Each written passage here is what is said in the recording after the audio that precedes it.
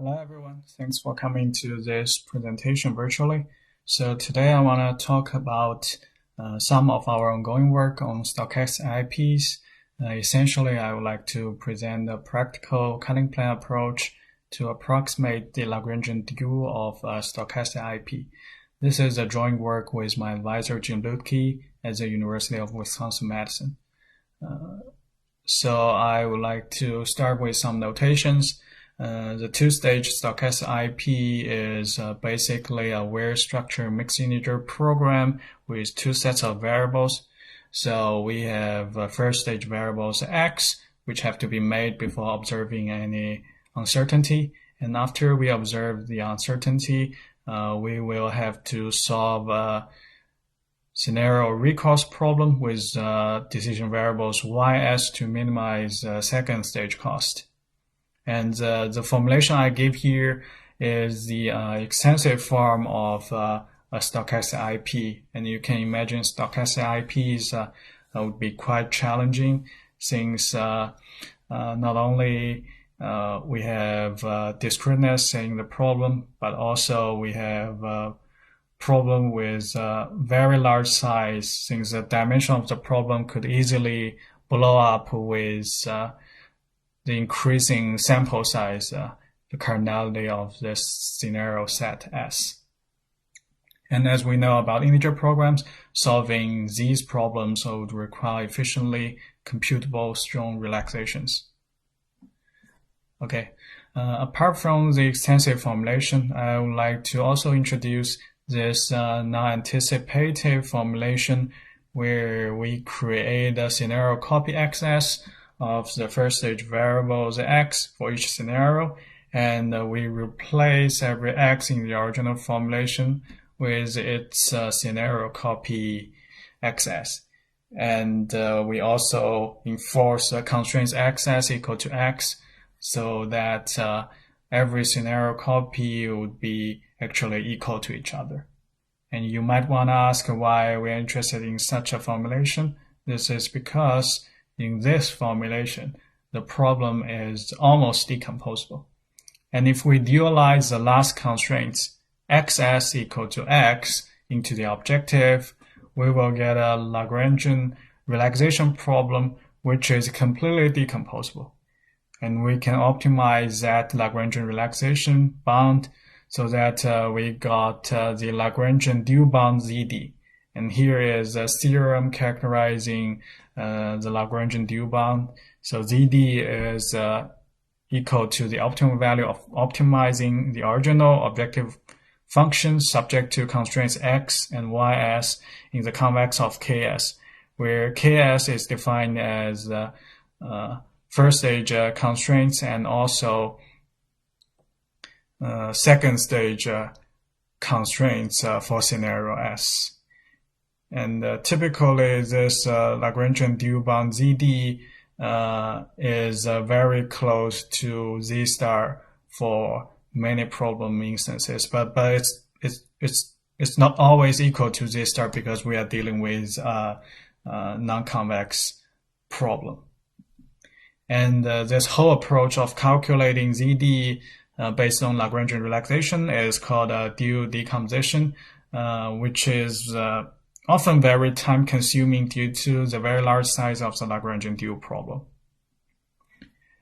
And before talking about the cutting plane approach, I would like to introduce some other notations. So the recourse function QSX for scenario S is defined as the smallest second stage costs given the first stage decision X.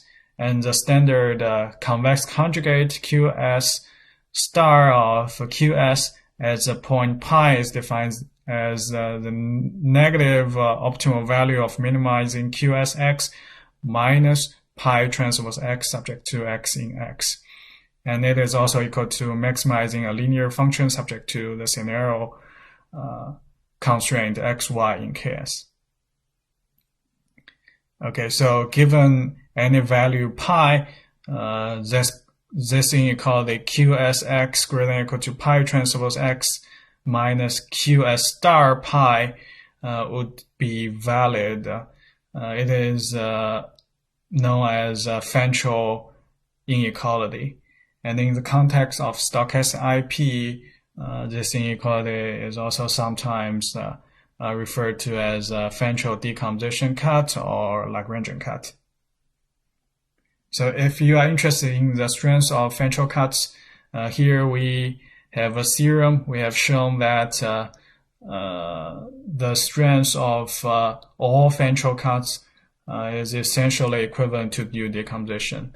They basically yield the same bond. And given any candidate solution, the separation problem of Ventral cuts could be solved by maximizing this concave function of pi and pi naught subject to pi naught greater than or equal to 0 and pi naught in some set pi s, where this pi s can be any compact neighborhood of 0, and this function q bar s star pi naught is the optimal value of some scenario integer program. The scenario separation problem of Ventral cuts has a much smaller size than the Lagrangian dual problem, but can still be very challenging to solve if the problem has a very high dimensional first stage variables.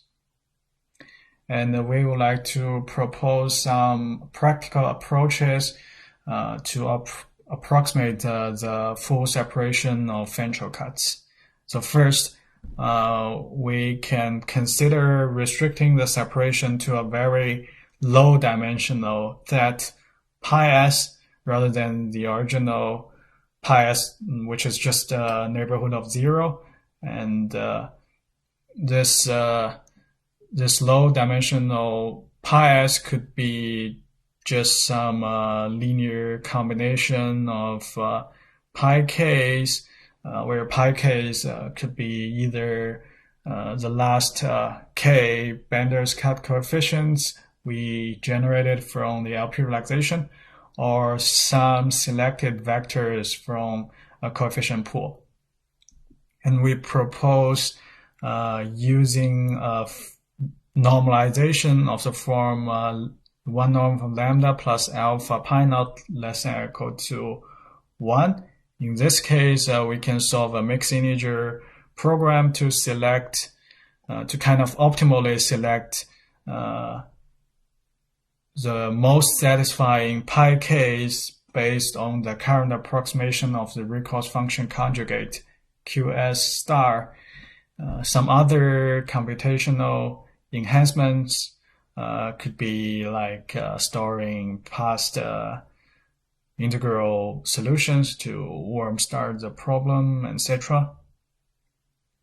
I don't want to go into the details because I don't have enough time, but I would like to show you the impact of some of the ideas on a couple of test instances. So the first instance is a large size SSLP instance, which we generated by ourselves. We can see here a bunch of approaches for implementing Lagrangian cuts.